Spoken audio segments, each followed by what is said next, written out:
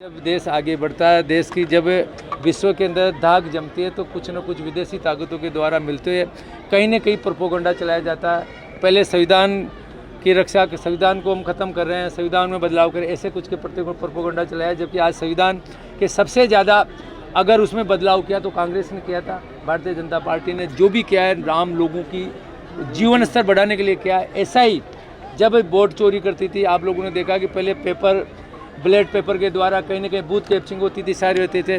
जब ईवीएम के द्वारा हुआ तो उन्होंने ईवीएम पे % चिन्ह उठाया।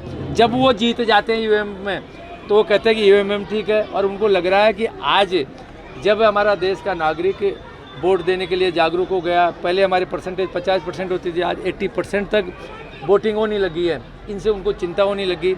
अब इसमें सुधार करने के लिए चुनाव आयोग एक स्वतंत्र एजेंसी है, वो स्वतंत्र बॉडी है कि देश का संविधान की रक्षा कैसे हो, देश के अंदर किस तरह से लोकतंत्र के अंदर जनप्रतिनिधि चुनकर है, उसके लिए जो अच्छा काम करिए। अगर किसी व्यक्ति का 2 जगह नाम है तो क्या ये जायज़ है? क्या मैं आपसे पूछना चाहता हूँ, अगर किसी आदमी की मृत्यु हो जाती है, अगर उसका नाम चल रहा है, उसको नाम काटना गलत है क्या? अगर किसी बाहर देश का आदमी, अगर यहाँ की नागरिकता नहीं मिली है और वो यहाँ के अगर वोटर लिस्ट में नाम जोड़ना था तो उनका नाम काटना जायज़ नहीं है क्या? ये सारी चीज़ें तय है। और मैं तो कहना चाहता हूँ कि हमारे चुनाव आयोग ने भी, हम सबका चुनाव आयोग है, को मेरा सरकार का नहीं, उस स्वतंत्र पूरे भारत का चुनाव आयोग है, उसने कहा कि किसी को आपत्ति तो लिखे थे, या संसद के अंदर लिखित में मांगे है, संसद में अधिकार दे रखा है।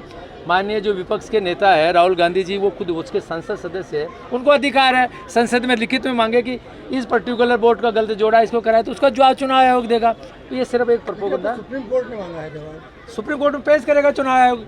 जो मांगेगा तो देंगे ना, तथ्यात्मक जो चीज़ मांगे। अगर आप बाहर जाके जनता में जाके केवल एक वातावरण खराब करना चाहते तो ये इस लोकतंत्र के अंदर ये भारत की जनता समझती है कि कौन झूठ बोल रहा है, कौन अच्छा बोल रहा है, देश के आगे बढ़ रहा है। इसका सब प्रोपोगंडा लंबे टाइम तक नहीं चलेगा।